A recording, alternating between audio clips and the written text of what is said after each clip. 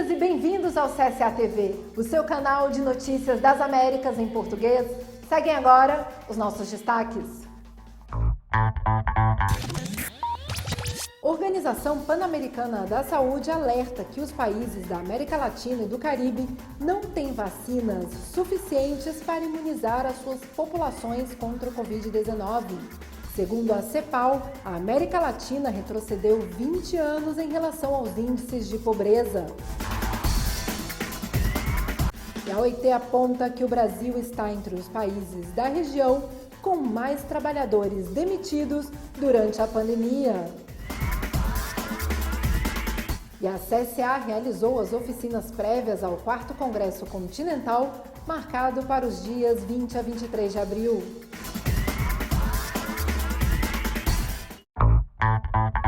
E a Organização Pan-Americana de Saúde alerta que a América Latina e o Caribe não têm vacinas suficientes para imunizar as suas populações contra o Covid-19.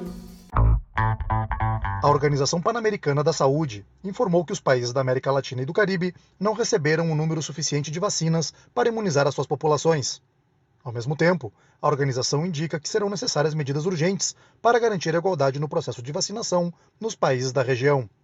Segundo Jarbas Barbosa, subdiretor da OPAS, o tema do acesso equitativo é urgente para a saúde global. Segundo ele, a América Latina e o Caribe estão recebendo muito menos vacinas do que o necessário, sendo fundamental garantir o acesso mais rápido e amplo, que passa tanto pela fabricação de vacinas quanto pela cooperação entre os países. E o Panamá detectou 15 casos de 4 cepas mais contagiosas de Covid-19. As autoridades sanitárias do Panamá informaram que encontraram 15 casos de 4 cepas de Covid-19 consideradas mais contagiosas e que 87% dos infectados já se recuperaram. Trata-se de um caso da cepa da Califórnia, um da do Reino Unido, um da sul-africana, 3 da brasileira P2 e 9 da P1, todos na região metropolitana da capital do país. De acordo com o chefe nacional de epidemiologia do Ministério da Saúde, Leonardo Labrador, além da P1 e da P2, foi detectada no Brasil outra variação da Covid-19 que é potencialmente mais contagiosa e que no Panamá foram redobrados os esforços para evitar a sua entrada no país. Desde o dia 31 de março, e após a confirmação de casos, os viajantes procedentes da América do Sul devem apresentar um teste negativo e submeter a outro teste no aeroporto, permanecendo 5 dias em quarentena para entrar no país. O Panamá acumula 359 mil casos confirmados e 6.136 mortes após mais de um ano de pandemia. Segundo a CEPAL, a América Latina retrocedeu 20 anos em relação aos seus índices de pobreza. Segundo a CEPAL, o ano de 2020 foi marcado pelo retrocesso de 12 anos nos índices de pobreza e de 20 anos nos de extrema pobreza na América Latina. O aumento da pobreza está ligado à pandemia de Covid-19 por afetar os trabalhadores informais. Isso se somou à ocupação de mulheres em tarefas de cuidados, impactando tanto em aspectos laborais como nos de convivência doméstica, de acordo com o relatório Panorama Social da América Latina 2020. Segundo a CEPAL, o investimento em políticas sociais e a criação de políticas de renda básica fazem parte do catálogo de medidas possíveis para mitigar os efeitos da crise econômica, social e sanitária que assola os países da América Latina. E na Colômbia, 70% das empresas demitiram os seus trabalhadores durante a pandemia de coronavírus.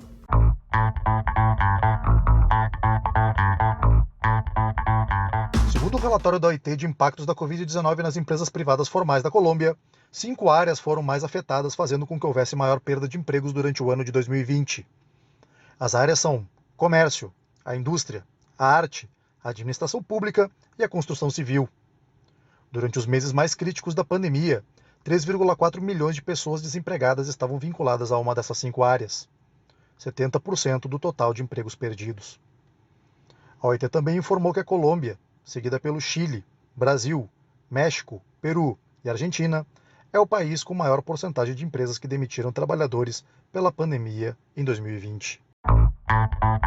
E a CSA realizou oficinas prévias ao seu 4º Congresso Continental, marcado para os dias 20 a 23 de abril.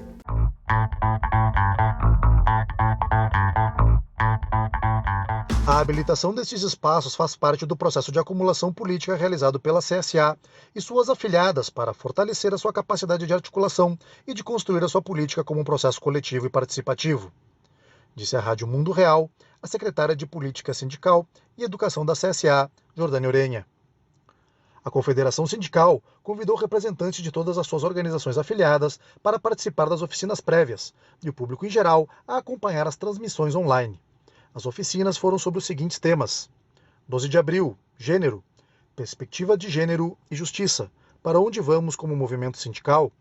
13 de abril, proteção social, estratégia sindical sobre reformas dos sistemas de proteção social frente ao futuro do trabalho. 14 de abril, transição justa, a perspectiva regional da transição justa, para onde estamos indo.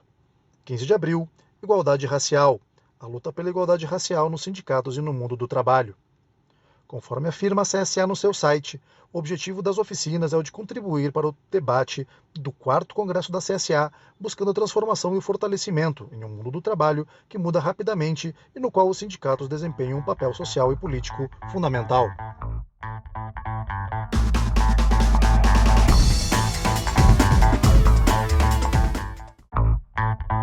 Eleições na América do Sul. Os peruanos voltarão às urnas para o segundo turno e o Equador já definiu o seu próximo presidente.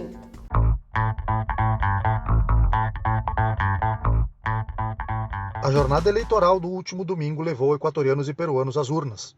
No Equador, Guillermo Lasso será o novo presidente com 52,50% dos votos, 5 pontos acima de Andrés Arauz. No Peru, Pedro Castillo, candidato do partido Peru Libre, obteve 18,4% dos votos, enquanto a candidata do Força Popular Keiko Fujimori o seguiu com 13,2%. Ambos disputarão o segundo turno marcado para o dia 6 de junho. E o Banco Espanhol BBVA convocou os sindicatos para negociar demissões de funcionários.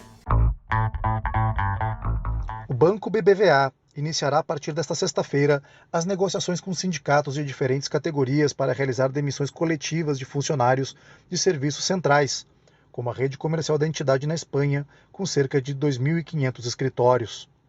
No final de 2020, o banco contava com 29.330 funcionários e os de entidades que foram adquiridas, como o do Banco Sabadell.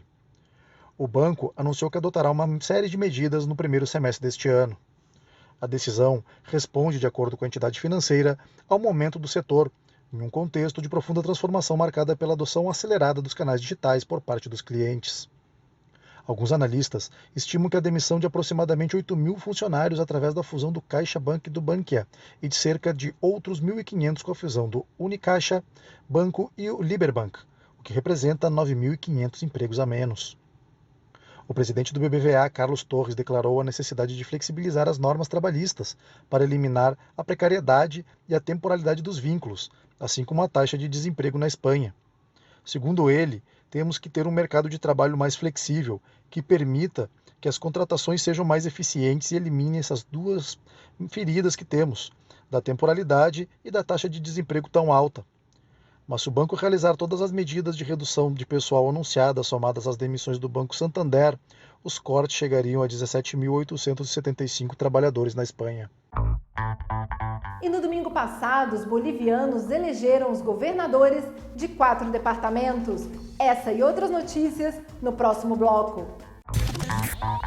No domingo passado, os bolivianos elegeram os governadores de 4 departamentos, incluindo os departamentos de La Paz e de Pando. A eleição do segundo turno fechou o ciclo de instabilidade política e social que abalou a Bolívia desde o golpe praticado contra Evo Morales. Na Colômbia, o governo publicou um decreto que regula a fumigação de áreas com plantações ilícitas usando glicosfato. A substância considerada cancerígena havia sido banida desde 2015 e preocupa médicos e ambientalistas. O presidente do Haiti, Jovenel Moïse, se comprometeu a instaurar um governo de unidade nacional quanto antes. O anúncio foi realizado na última quarta-feira, após a renúncia do primeiro-ministro haitiano, Joseph Jouthet. E o chanceler, Claude Joseph, foi investido como chefe do governo interino, com a promessa de enfrentar com urgência a onda de insegurança que assola o país. O governo boliviano lançou uma campanha internacional pela liberação das patentes das vacinas e medicamentos contra o Covid-19. A iniciativa busca garantir o acesso igualitário e maior efetividade da política de vacinação em todas as regiões do planeta. E na Colômbia, milhares de vítimas do conflito armado se manifestam pacificamente.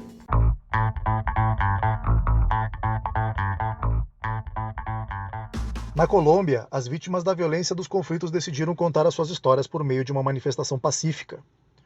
Diante de fachadas de instituições como a da Comissão da Verdade no Dia Nacional do Conflito Armado, as pessoas que sofreram diversos tipos de violência fizeram uma colcha, que simboliza milhares de quilômetros de resistência.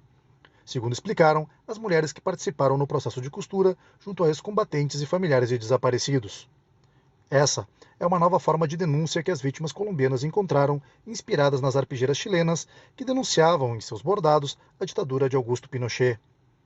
O ato simbólico consistiu em investir a Comissão da Verdade, entidade originada do Acordo de Paz realizado na Colômbia e que ouviu as histórias pessoais de mais de 15 mil vítimas do conflito armado no país. De acordo com o Registro Único de Vítimas na Colômbia, quase 18% da população sofreu algum tipo de violência oriundo do conflito armado no país. E a pandemia de Covid-19 dificulta o combate a outras doenças, como o mal de Chagas. O dia 14 de abril é conhecido como o Dia Internacional da Luta contra o Mal de Chagas, uma doença que afeta cerca de 6 milhões de pessoas em todo o mundo e mata cerca de 10 mil pessoas ao ano. É transmitida pelo barbeiro e pode causar danos irreversíveis e potencialmente mortais no coração e em outros órgãos vitais, caso não seja tratado. O Dia Internacional tem a função de disseminar informações sobre a doença e chamar a atenção para suas consequências potencialmente fatais. Na América Latina, o mal de Chagas causa mais mortes do que doenças como a malária. De acordo com a Organização Mundial da Saúde, aproximadamente 75 milhões de pessoas correm risco de infecção, a maioria delas em populações mais pobres.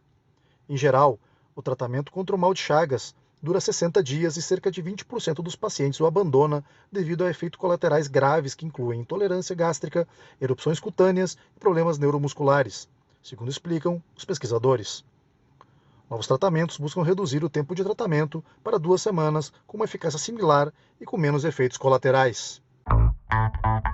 E o Japão jogará no mar água contaminada pela usina nuclear de Fukushima.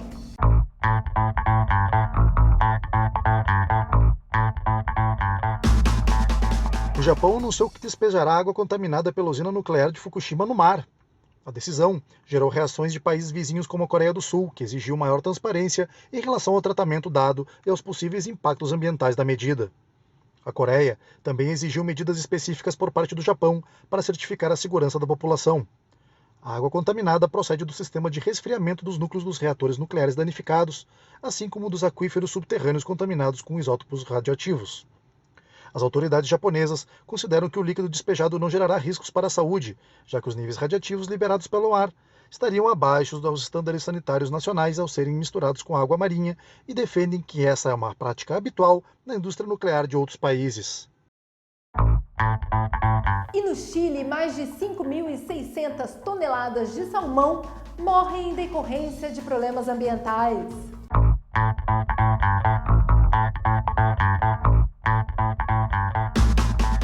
No sul do Chile, mais de 5.500 toneladas de salmão foram retiradas da região dos lagos. As autoridades confirmaram que a catástrofe ambiental se deve ao crescimento de uma maré de algas nocivas produzida, de acordo com especialistas, pela mudança climática. A floração de microalgas que deixam os peixes sem oxigênio afeta há semanas as regiões que lideram a produção nacional de salmão, representando 88% da produção total do país. O volume retirado foi transportado por barcos e caminhões e levados a uma estação de tratamento para evitar o dano ambiental. O Greenpeace Chile emitiu um alerta sobre o impacto do fenômeno sobre o ecossistema e a biodiversidade da região, ameaçando a vida de peixes, corais e outras algas. O Chile é o segundo produtor mundial de salmão, depois da Noruega, e no ano de 2020 as exportações do país totalizaram 4 bilhões de dólares, com uma perda de 14% com relação ao ano anterior. E eu sou Carol Coelho, desde a sede continental da CSA, em Montevidéu, no Uruguai. Muito obrigada por nos acompanhar.